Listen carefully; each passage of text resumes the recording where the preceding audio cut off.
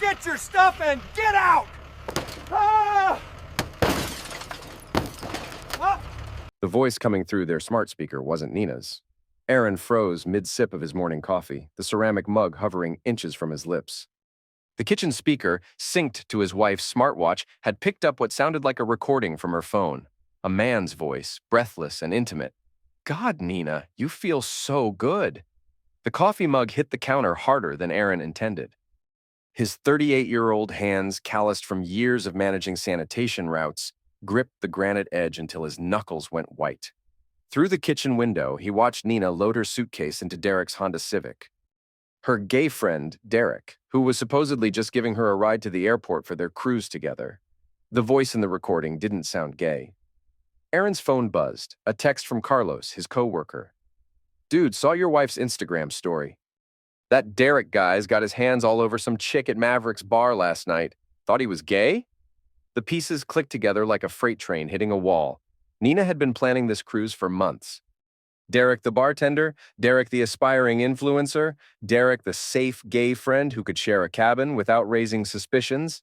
Except Derek wasn't gay, and Aaron had just heard the proof. Nina walked back into the kitchen, her blonde hair pulled into a perfect travel bun, her real estate agent's smile plastered across her face. She looked every bit the successful 36-year-old professional she presented to the world. Ready for your big trip?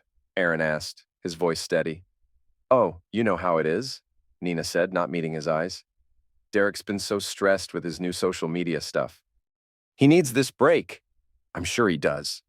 Nina grabbed her phone from the counter, not noticing that Aaron had already seen the smartwatch notification that synced the recording. She kissed his cheek, a perfunctory gesture that felt like a business transaction. I'll call you when we dock in Cozumel, she said. Aaron nodded, watching his wife of 7 years walk out the door with another man.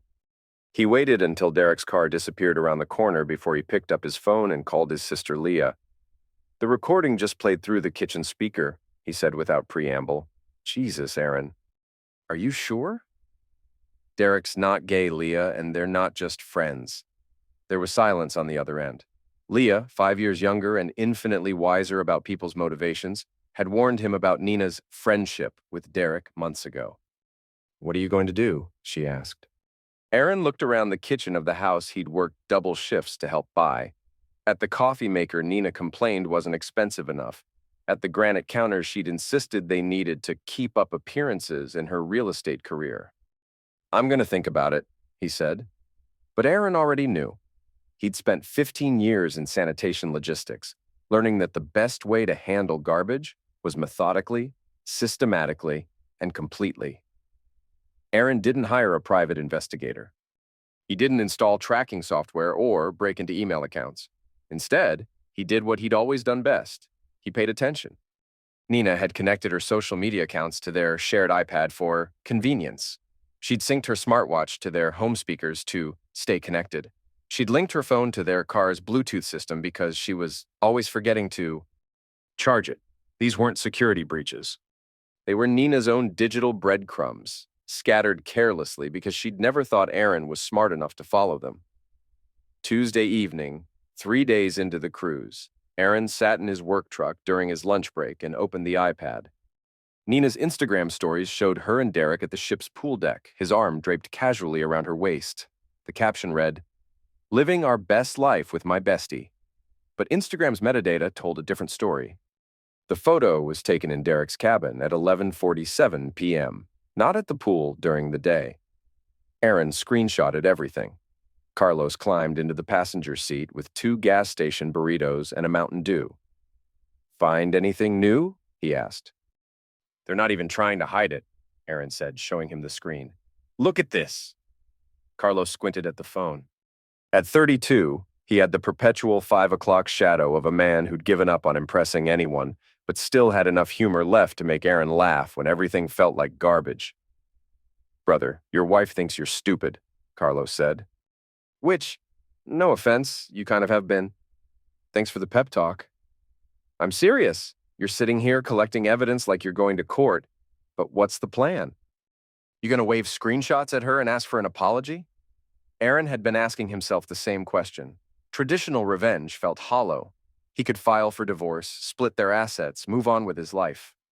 But Nina had spent years making him feel small, dismissing his opinions, correcting him in front of friends, treating him like an accessory to her upwardly mobile lifestyle. She deserved more than paperwork. I want her to feel how I felt, Aaron said finally, which is how, humiliated, stupid, like everyone was laughing behind my back. Carlos nodded slowly. Now you're talking. But you gotta be smart about it.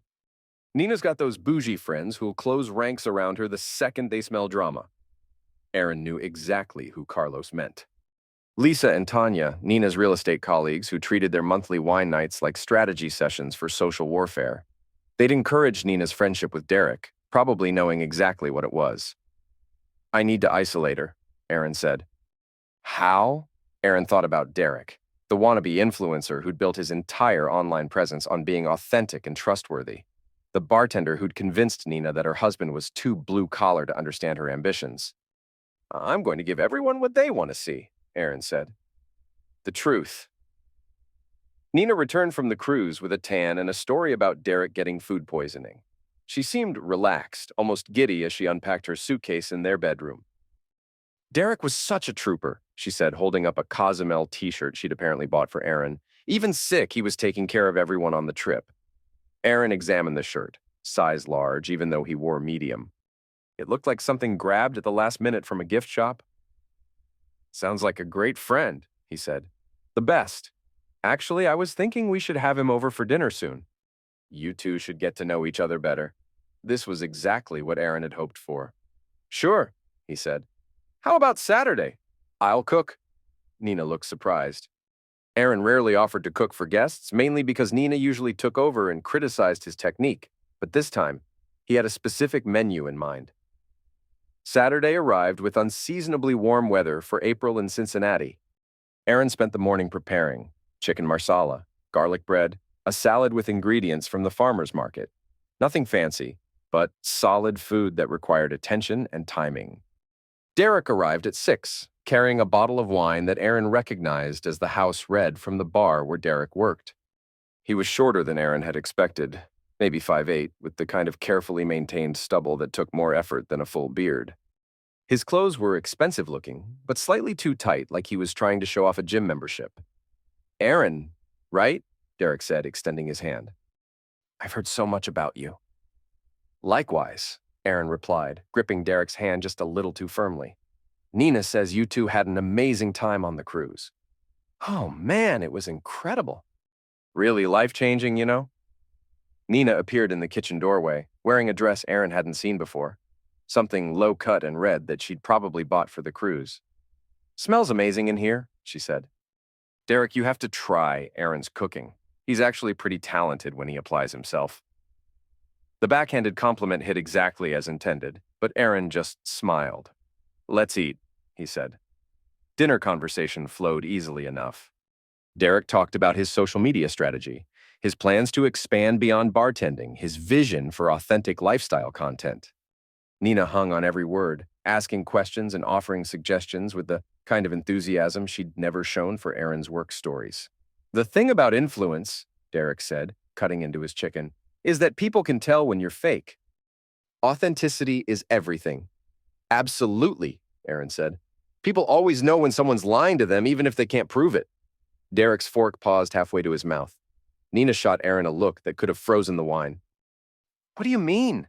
Derek asked. Just that trust is fragile, Aaron said casually. Once people think you're not who you say you are, it's hard to come back from that.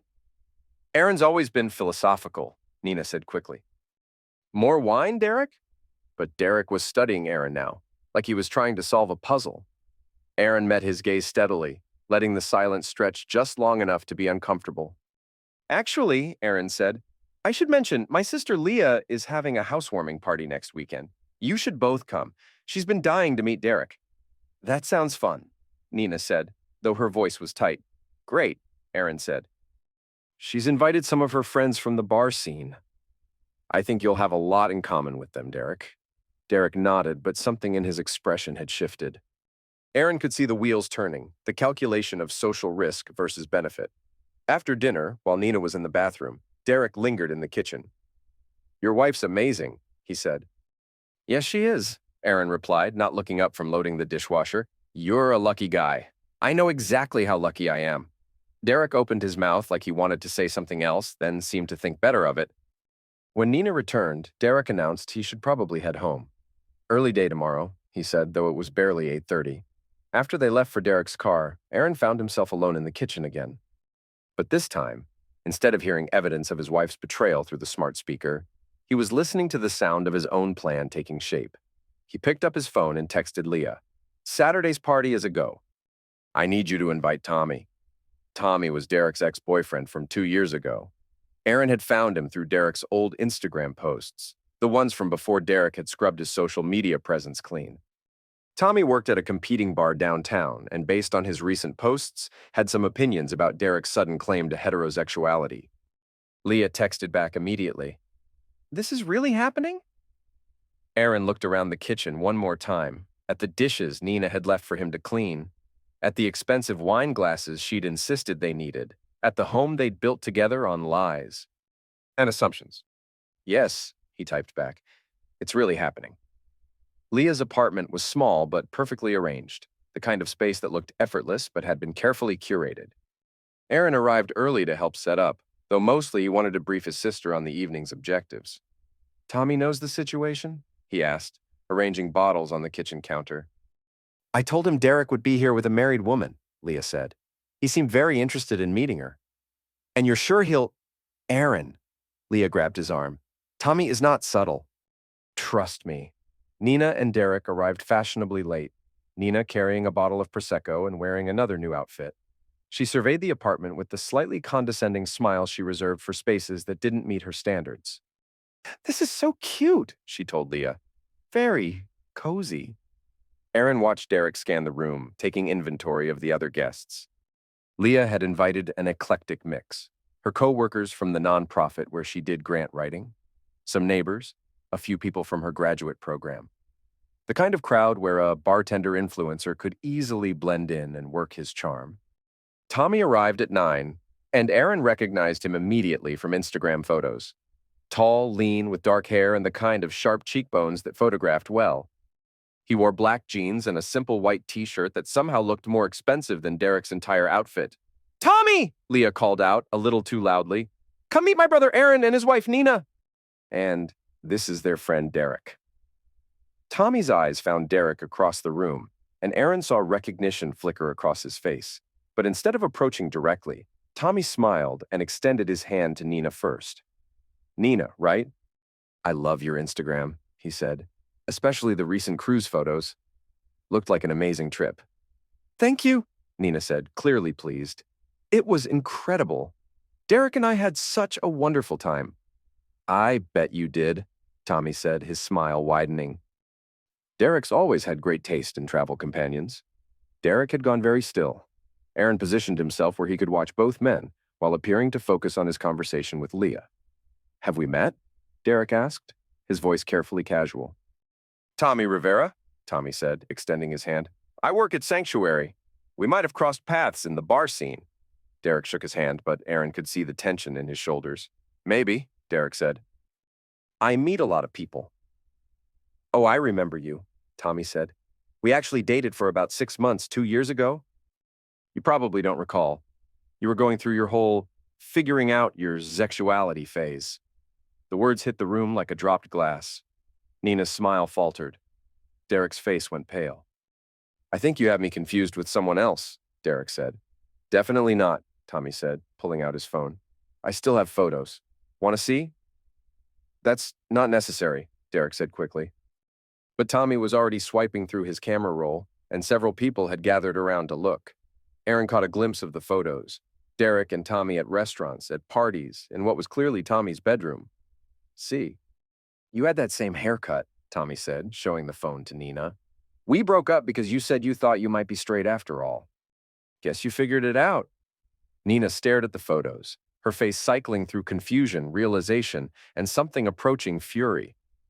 Derek, she said quietly, can we talk outside? Nina, let me explain. Outside.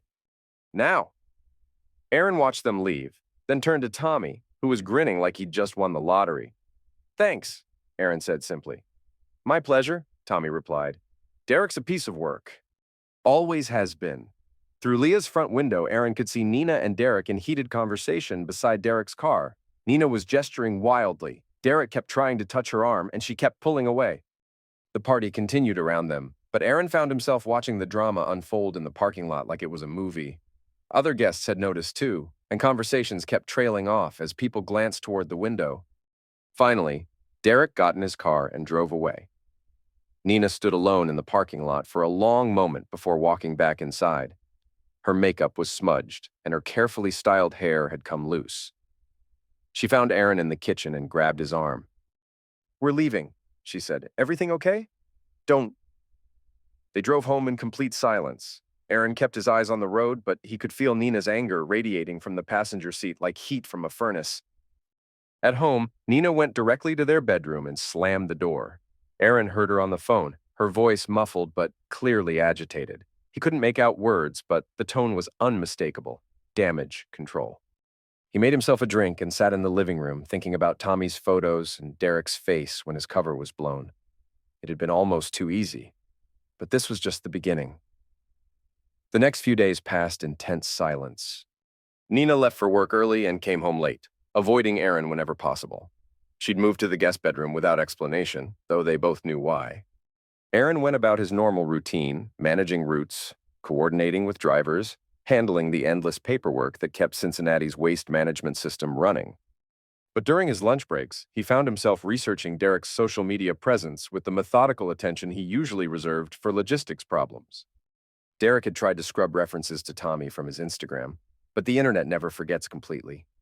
Aaron found cached pages, tagged photos from mutual friends, check-ins at gay bars from Derek's more honest period. More importantly, he found Derek's attempts to build an influencer brand around relationship advice and authentic living. The irony was almost too perfect.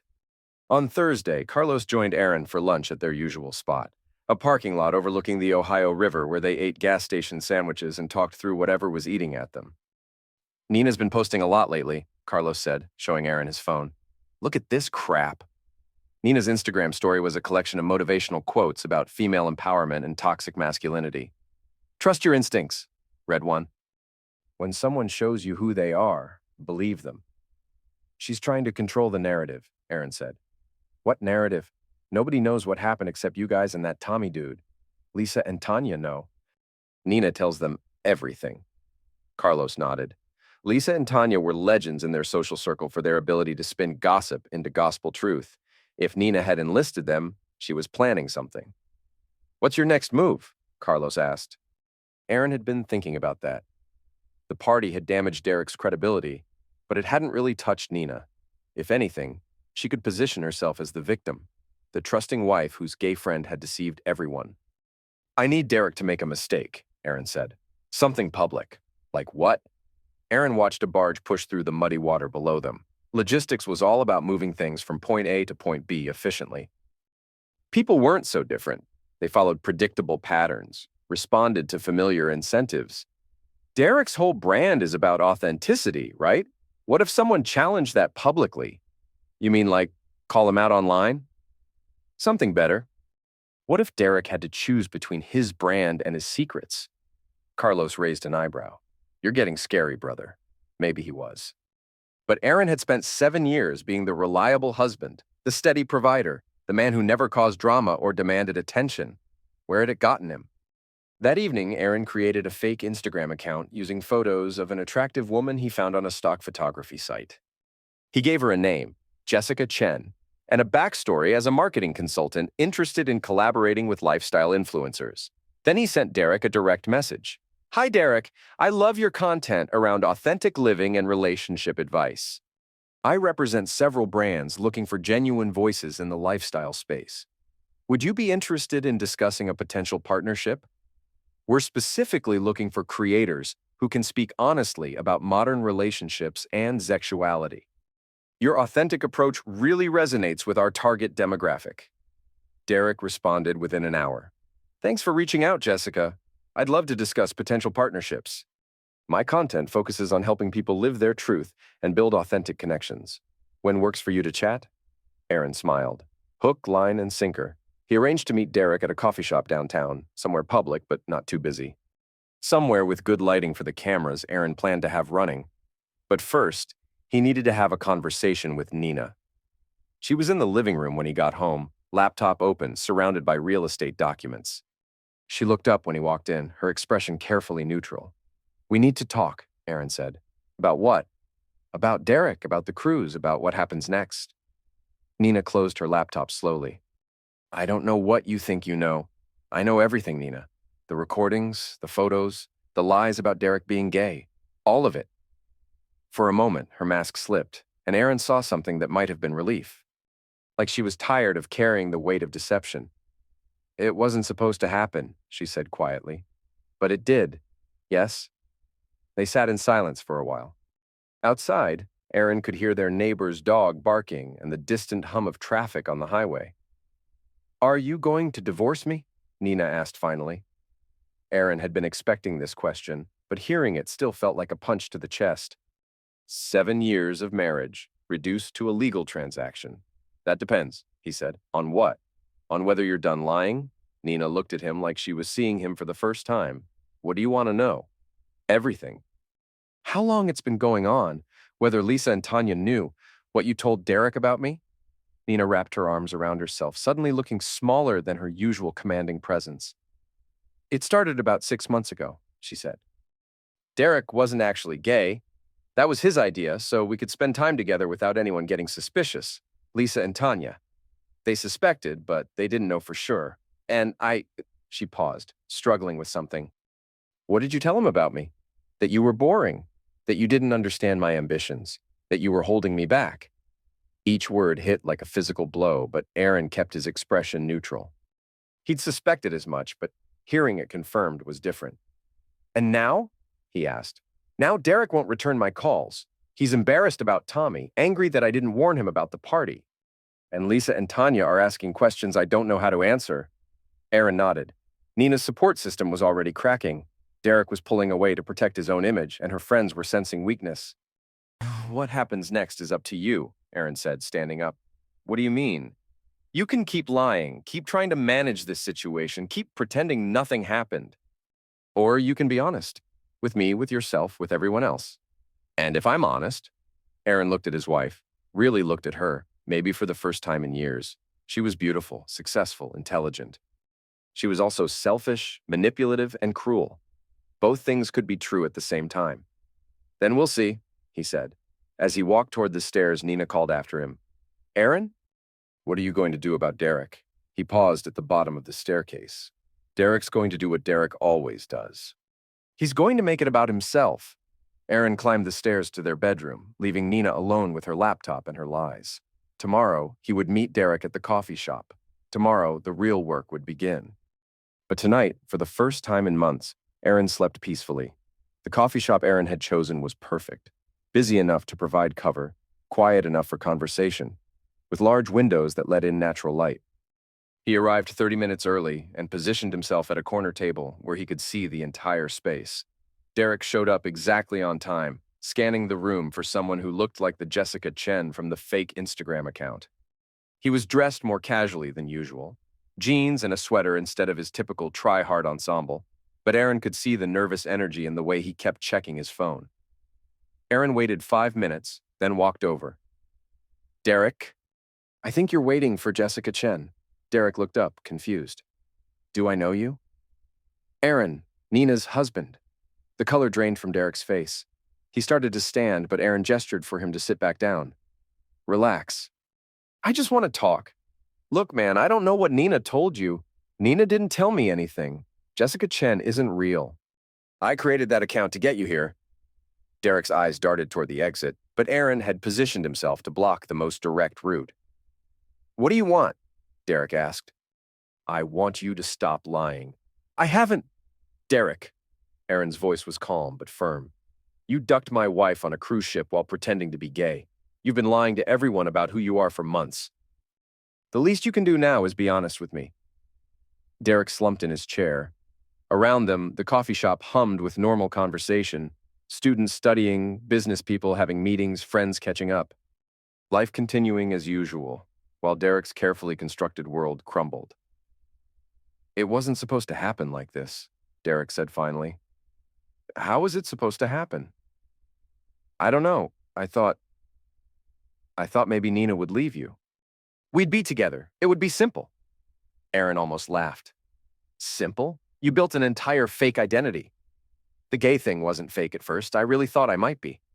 I dated Tommy. I tried to make it work, but it wasn't me. So you decided to lie instead of just admitting you were straight? Derek ran his hands through his hair. Do you know how hard it is to build a following? People don't trust straight white guys giving relationship advice. But a gay guy who's been through heartbreak, who understands what women want, that's marketable. There it was, the ugly truth beneath Derek's authentic living brand.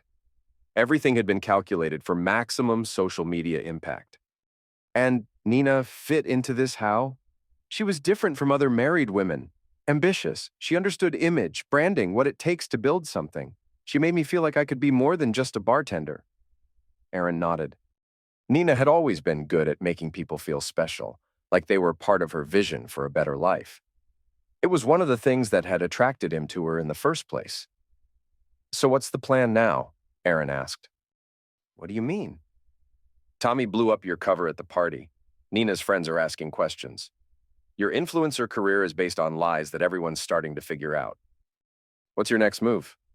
Derek was quiet for a long moment, staring at his untouched coffee. I was thinking about leaving town, he said finally. Starting over somewhere else. Running away. What else can I do?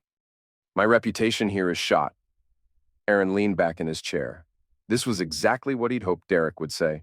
Or, Aaron said, you could tell the truth. What? Come clean. Post a video explaining everything. The fake gay identity, the affair with Nina, the lies about authentic living. Take responsibility. Derek looked horrified. That would destroy my career. Your career is already destroyed. At least, this way, you control the narrative.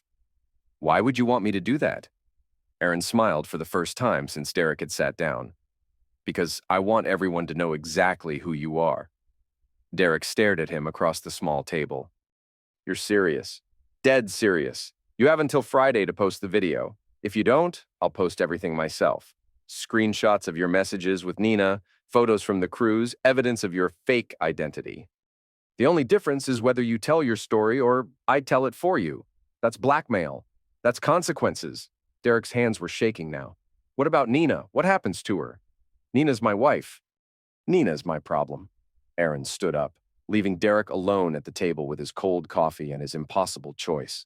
As he walked toward the exit, he heard Derek call after him. Aaron, what if I don't do it?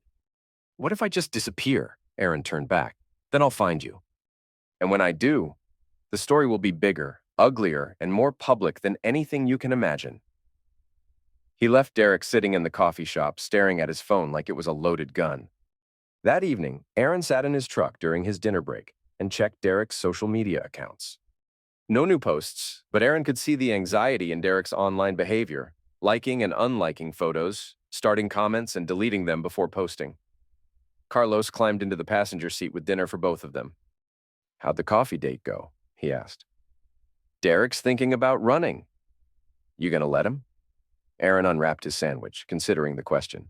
Where's he going to go? His whole identity is built around this city, these people, this scene. He leaves, he's nobody. And if he stays, he has to face what he's done. Carlos nodded approvingly. Either way, he's ducked. Either way, everyone knows the truth. That night, Aaron found Nina in the guest bedroom, packing a suitcase. Going somewhere? He asked. My sister's, for a few days. Aaron leaned against the doorframe. Running away too? Nina stopped packing and looked at him. I talked to Derek today. He said you threatened him.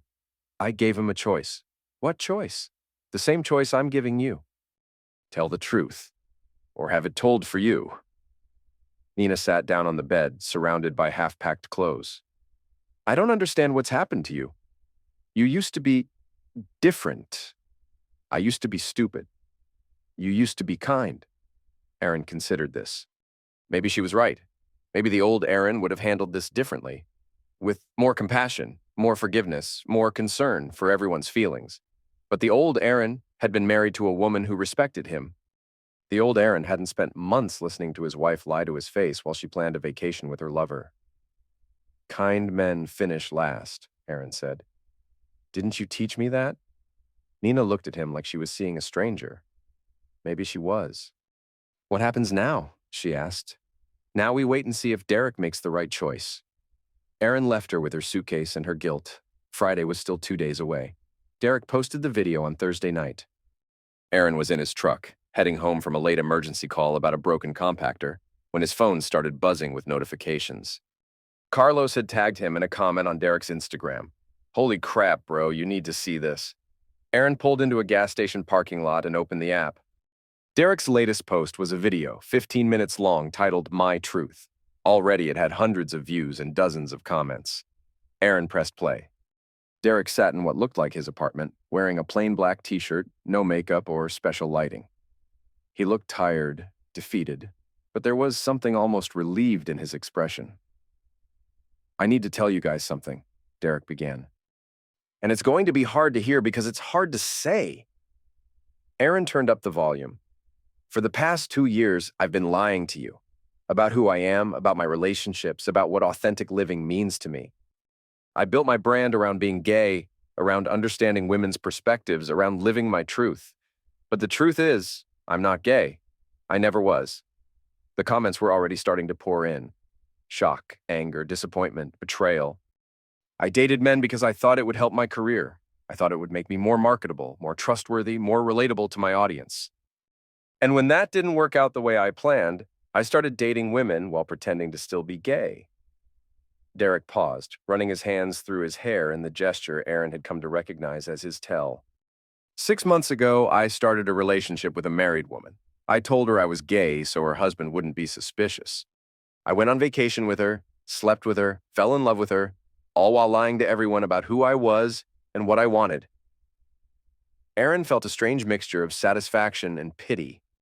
Derek was doing exactly what Aaron had asked, telling the complete, humiliating truth. "I hurt people.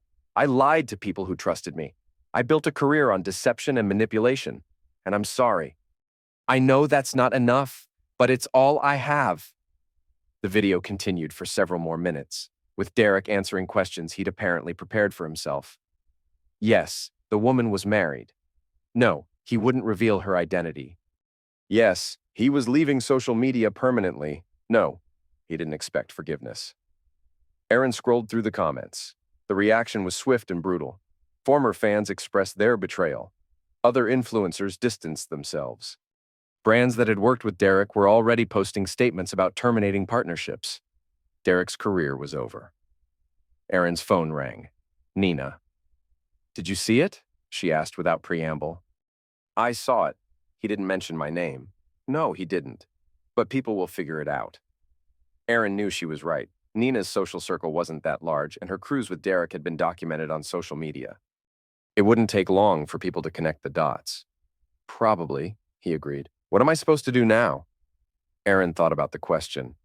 6 months ago, he would have comforted her, helped her figure out damage control, protected her from the consequences of her own choices. "You're supposed to deal with it," he said. "Aaron, you made your choices, Nina. Derek made his. Now you both get to live with them." He hung up and drove home.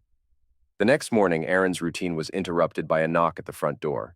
He opened it to find Lisa and Tanya on his porch, looking like they'd dressed for battle. "We need to talk," Lisa said.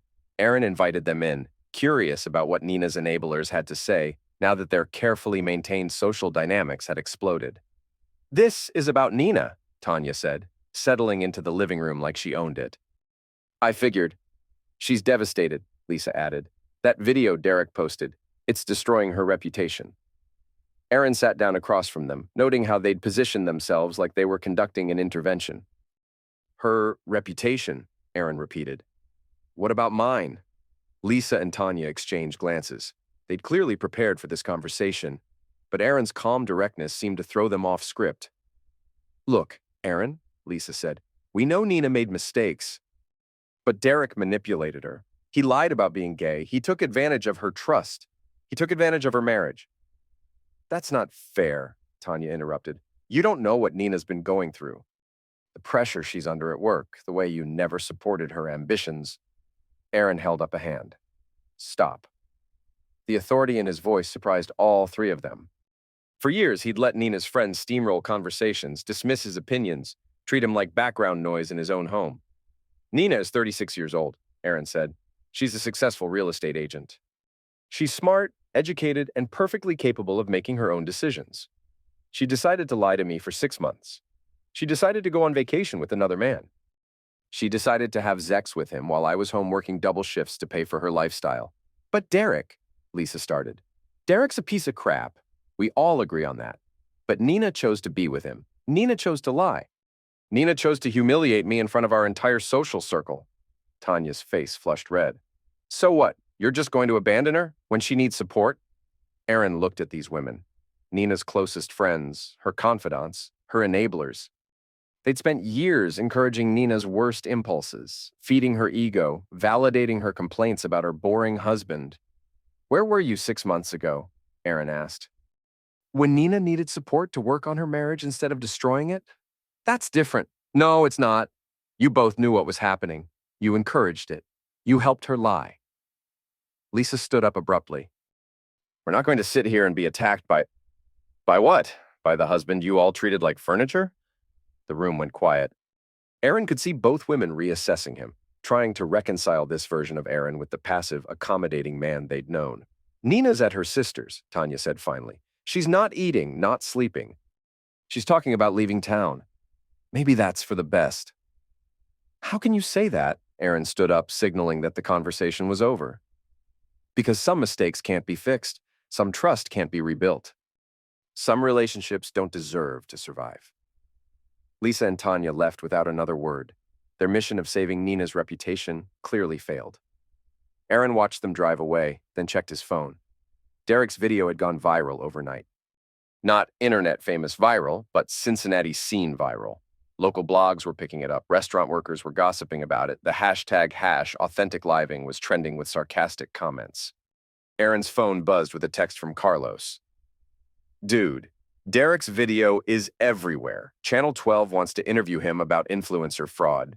You broke him. Maybe he had. But Aaron felt no satisfaction in Derek's destruction, only a cold sense of completion, like finishing a difficult job. His phone rang. Nina again. Lisa and Tanya said you were cruel to them. I was honest with them. They were trying to help. They were trying to manage your image, just like they've been doing for months. Nina was quiet for a moment. I've been thinking about what you said, about telling the truth. And I want to come home. I want to try to fix this. Aaron looked around the house they'd shared, at the photos on the walls showing 7 years of a marriage that had been dissolving while he wasn't paying attention. What truth are you planning to tell, Nina? That I made a mistake, that I'm sorry, that I want our marriage to work. That's not the truth. Yes, it is. The truth is that you've been unhappy for years. The truth is that you think I'm boring and beneath you. The truth is that you only want to fix this now because Derek's gone and your friends can't protect you from the consequences. Nina started crying. Aaron could hear it through the phone, ugly, desperate sobs that might have moved him a week ago. I do love you, she said through the tears. Maybe. But you don't respect me. You never did. That's not true. Nina, Aaron's voice was gentle now, almost kind. It's okay, we both know what this is. The crying stopped. What happens now? Now you decide what kind of person you want to be. Someone who takes responsibility for her choices or someone who keeps running from them. And us? Aaron looked at his wedding ring, the simple gold band he'd worn for 7 years. There is no us anymore. There hasn't been for a long time. He hung up before Nina could respond. 3 weeks later, Aaron sat in a lawyer's office downtown, signing divorce papers. Nina had filed first, another attempt to control the narrative. But Aaron didn't mind. He'd gotten what he wanted: the house, his retirement accounts, and most importantly, his dignity. The settlement had been surprisingly straightforward. Nina's affair had been documented thoroughly enough that her lawyer advised against fighting for alimony. The house was in both their names, but Aaron had paid most of the mortgage. Their shared assets were split fairly, with Nina taking her car, her jewelry, and her real estate client list. That's it. the lawyer said, collecting the signed documents. Divorce will be final in 30 days. Aaron shook the man's hand and walked out into the spring afternoon.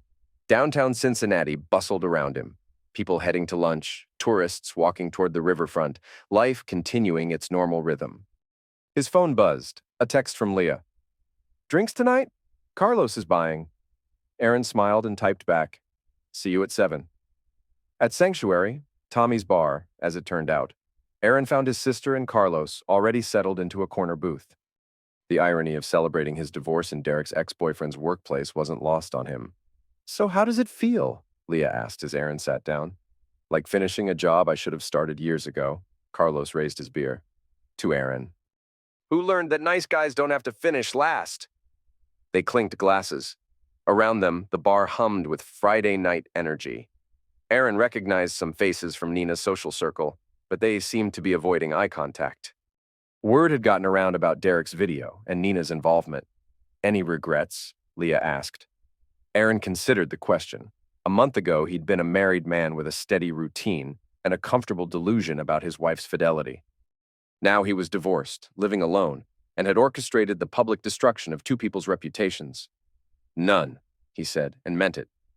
What's next? Carlos asked. I'm thinking about that promotion to district supervisor. More responsibility, better pay, get out of the field work. And personally, Aaron shrugged. I'm 40 next year. I've got my own house, no debt, and for the first time in forever, nobody's lying to me. I'm good.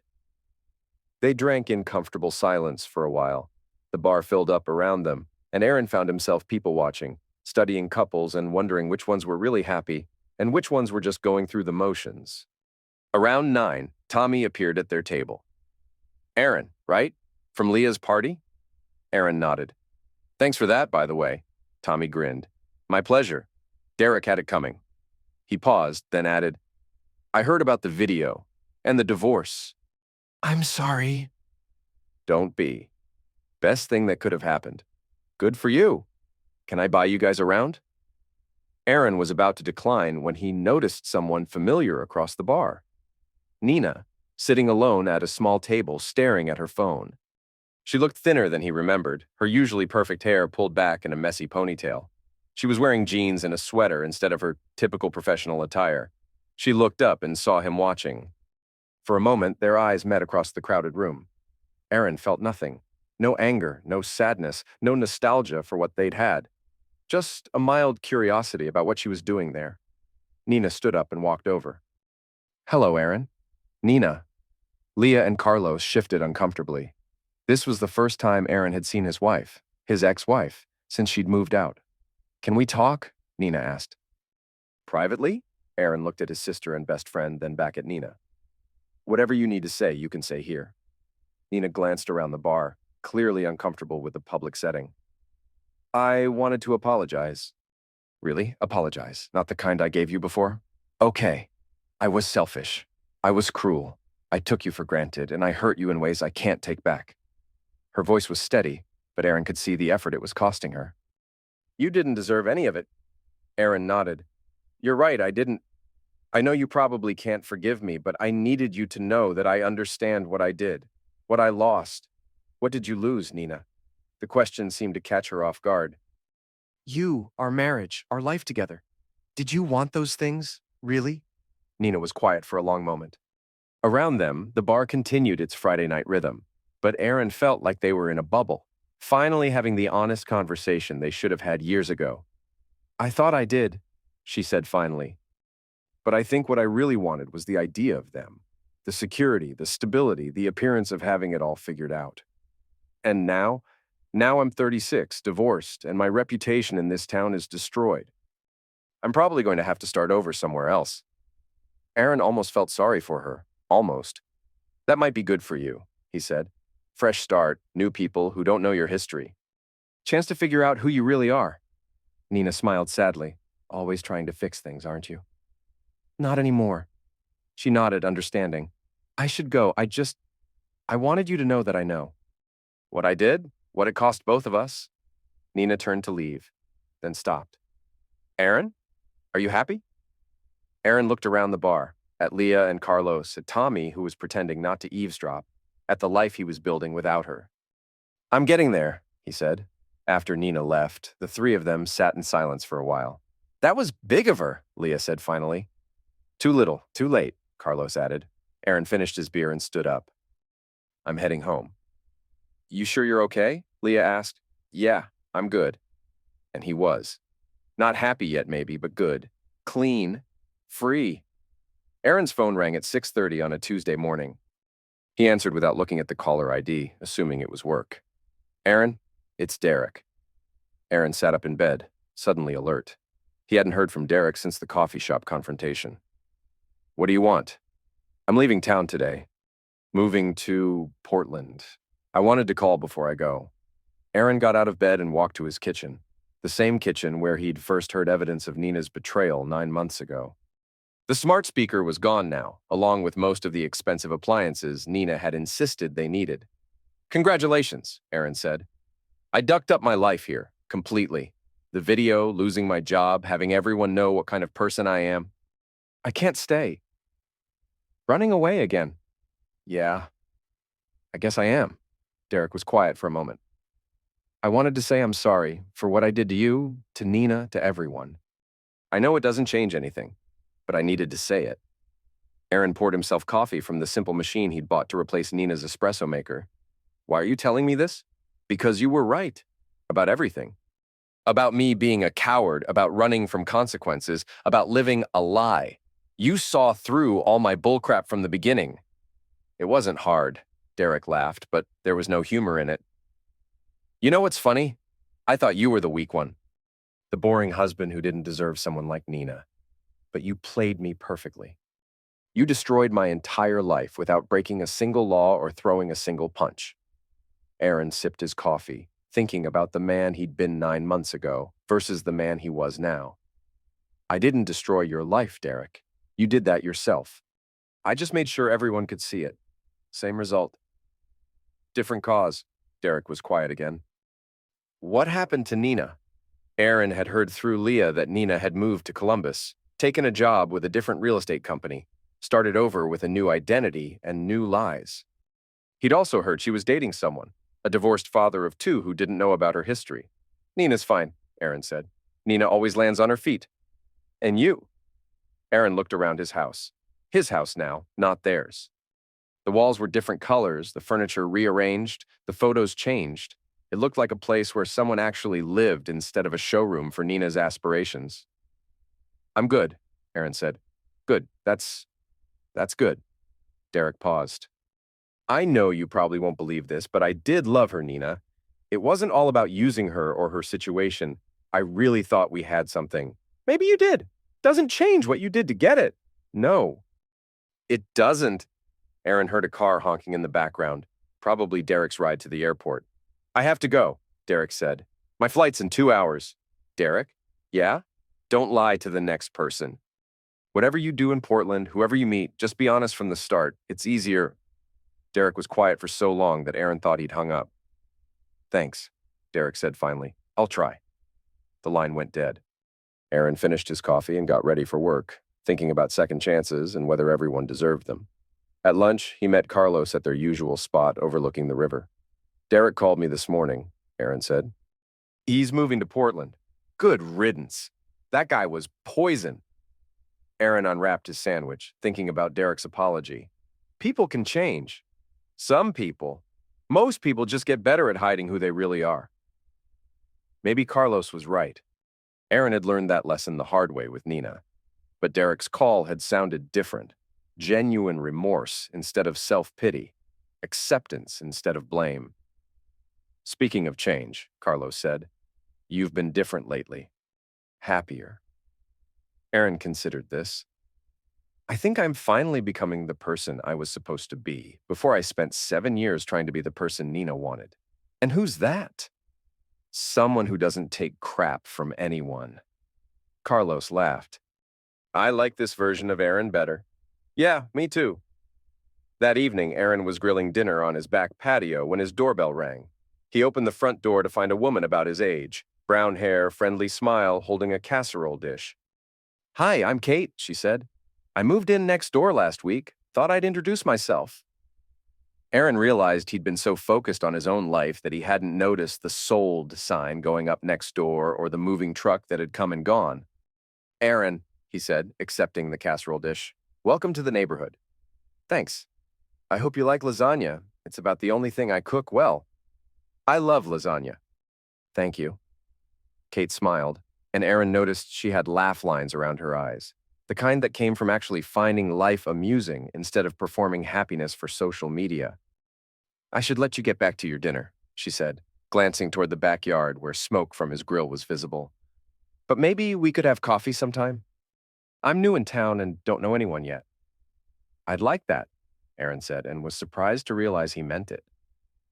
After Kate left, Aaron sat on his back patio with her lasagna and his grilled chicken, thinking about how strange life was. 9 months ago, he'd been married to a woman who didn't respect him, living a comfortable lie, believing he was happy. Now he was divorced, alone, and somehow more content than he'd been in years. His phone buzzed with a text from Leah. Drinks Friday? I want to hear about the cute brunette I saw talking to you.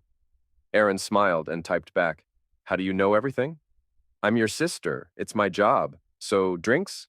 Sure. But I'm buying this time. Aaron finished his dinner as the sun set over Cincinnati, thinking about Kate's smile and Derek's apology, and Nina's new life in Columbus. Everyone moving forward, everyone trying to figure out how to be better than they'd been before. He went inside and put Kate's casserole dish in the refrigerator for tomorrow's lunch. It smelled amazing, and Aaron realized he was looking forward to returning the dish, and maybe taking Kate up on that coffee invitation.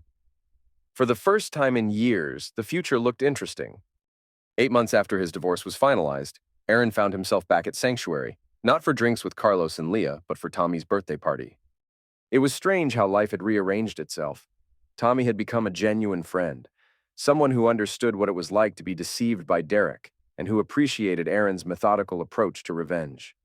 The bar was crowded with Tommy's friends, a mix of service industry workers, artists, and young professionals who made up Cincinnati's creative scene.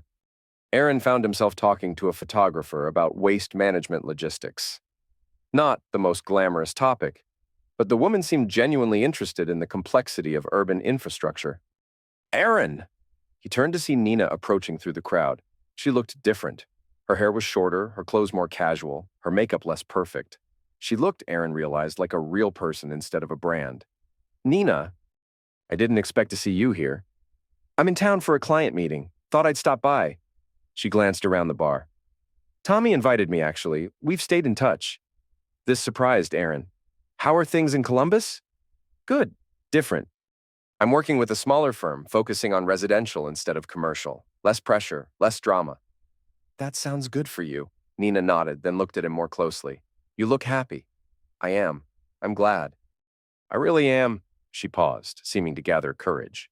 Aaron, I need to tell you something about Derek. Aaron's attention sharpened. What about him? He killed himself 3 weeks ago, in Portland. The words hit Aaron like a physical blow. Around them, the party continued. Laughter, music, the clink of glasses. But Aaron felt like the sound had been turned down. What happened? I don't know all the details, Tommy told me. Apparently, Derek couldn't find work, couldn't rebuild his reputation. He'd been drinking heavily, posting strange things on social media. Nina's voice was steady, but Aaron could see the pain in her eyes. He left a note, apologizing to everyone he'd hurt. Aaron set down his beer, his hands suddenly unsteady. Jesus, I know you hated him. I didn't hate him. Aaron looked at Nina, this woman he'd been married to for 7 years, trying to process what she'd told him. I wanted him to face consequences, not this. I know. But I needed you to hear it from me, not from gossip or social media. They stood in silence for a moment, surrounded by celebration while processing tragedy. Do you blame me? Aaron asked finally. Nina considered the question seriously. No. Derek made his own choices, just like we all did. You didn't make him lie about being gay. You didn't make him sleep with a married woman. You didn't make him build his career on deception. But I destroyed what was left. Derek destroyed what was left. You just made sure people could see it. Nina touched Aaron's arm gently. Derek's death is on Derek, not on you. Aaron wanted to believe her, but he couldn't shake the image of Derek making that final phone call from the airport, trying to apologize, trying to change. Had Aaron been too harsh, too unforgiving? I need some air, he said. Aaron walked outside, leaving the warmth and noise of the party behind. The October air was crisp, autumn settling over Cincinnati with its promise of winter and renewal. He pulled out his phone and called Carlos. Derek's dead, he said when Carlos answered. What? How? Aaron explained what Nina had told him, the words feeling surreal as he spoke them. Crap, man, that's heavy. Yeah. You okay? Aaron thought about the question. Was he okay? He'd spent months orchestrating Derek's downfall, methodically destroying his reputation and career. He'd wanted Derek to suffer consequences, to feel the humiliation Aaron had felt, to understand the cost of deception. He hadn't wanted this. I don't know, Aaron said honestly. You want me to come get you? No, I'm okay. Just needed to process. After he hung up, Aaron stood outside the bar for a long time, thinking about responsibility and consequences and the weight of revenge. He thought about Derek's last phone call, the genuine remorse in his voice, the promise to try to be better. He thought about Nina, rebuilding her life in Columbus with what seemed like genuine humility. About Tommy, who'd moved past his own hurt to become a real friend. About Kate, his neighbor, who'd become something more than a neighbor, who brought out a gentleness in Aaron he'd thought was lost. Everyone trying to be better than they'd been before. Eventually, Aaron went back inside. The party was still going strong, but he found Tommy at the bar and pulled him aside. Nina told me about Derek. Tommy's expression grew serious. Yeah. It's ducked up. Did you know he was struggling that badly? I knew he was having a hard time finding work. The video pretty much blacklisted him from the service industry here, and his influencer thing was dead. But I didn't think... Tommy shook his head. Maybe I should have reached out more. It's not your fault, isn't it? We all wanted him to face consequences. Maybe we got what we wanted. Aaron looked around the bar at all these people who'd been part of Derek's story in one way or another. Tommy, who'd been genuinely hurt by Derek's lies. Nina, who'd risked her marriage for someone who wasn't worth it. Aaron himself, who'd orchestrated Derek's public humiliation with cold precision. They'd all played a part in Derek's downfall, but Derek had written the script. Derek killed himself because he couldn't live with who he really was, Aaron said finally. Not because of what we did to him. Tommy nodded slowly. Maybe, but it still feels crappy. Yeah, it does. Aaron stayed at the party for another hour, but his heart wasn't in it. He said goodbye to Tommy, nodded to Nina across the room, and walked home through the quiet streets of his neighborhood. Kate was sitting on her front porch with a cup of tea, reading under the porch light. Hey, she called softly. How was the party? Aaron paused at the property line between their houses. Over the past few months, Kate had become his closest confidant, the person who knew about his divorce and his revenge and his slow journey back to himself. She was a teacher, divorced herself, with a 12-year-old daughter who spent weekends with her father. She was kind, funny, and refreshingly honest about her own mistakes and regrets. Complicated, Aaron said. Kate set down her book. Want to talk about it? Aaron did want to talk about it, but not tonight. Tonight, he needed to sit with the weight of Derek's death and his own role in the chain of events that had led to it. Tomorrow, he asked. Of course. Aaron went inside his house and poured himself a drink. He sat in his living room looking at the photos on his mantel, pictures of Leah, of Carlos, of his parents, of the life he'd built for himself after everything fell apart. There were no photos of Nina, no remnants of their marriage, except the house itself. Aaron had worked hard to erase those 7 years, to move forward without looking back. But Derek's death forced him to look back, to examine the man he'd become in the aftermath of betrayal. He'd wanted to be stronger, smarter, less vulnerable to deception. He'd succeeded at all of those things. He'd also become colder, more calculating, more willing to cause pain in service of justice. Aaron picked up his phone and scrolled through his contacts until he found Derek's number. He stared at it for a long time, remembering their last conversation, Derek's promise to try to be honest, Aaron's advice to start fresh. He deleted the contact. Then he opened his text messages and wrote to Kate. Derek, the guy from my divorce situation, killed himself. I'm processing. Thanks for being patient with me. She responded immediately. I'm so sorry. Come over if you need company. Or don't if you need space. Whatever you need. Aaron smiled despite everything. Kate understood that grief and guilt were complex emotions that couldn't be fixed with platitudes or forced positivity. She understood that sometimes the best thing you could do for someone was simply let them feel what they needed to feel. He finished his drink and went to bed, knowing that tomorrow he'd have to figure out how to live with Derek's death and his own role in it. But tonight he just needed to sleep. In the morning, Aaron would call in sick to work for the first time in 2 years. He'd spend the day walking through Cincinnati's parks, thinking about responsibility and consequences, and the difference between justice and revenge. He'd have dinner with Kate and her daughter, helping with homework and pretending everything was normal. Eventually, life would continue. Aaron would go back to work, back to his routine, back to building something new from the wreckage of his old life. But Derek's death would always be there, a reminder that actions have consequences, that revenge has a cost, that sometimes getting what you want isn't worth what you have to become to get it. 6 months later, Aaron would propose to Kate in the same kitchen where he'd first heard evidence of Nina's betrayal. She'd say yes, and they'd start planning a small wedding with only the people who mattered most. But that night, sitting alone in his house, with the weight of Derek's death settling over him like snow, Aaron finally understood the full cost of his transformation. He'd gotten his revenge, reclaimed his dignity, built a better life. He'd also contributed to a man's decision to end his own life. Both things were true. Both things would always be true. Aaron turned off the lights and went upstairs, carrying that knowledge with him into whatever came next.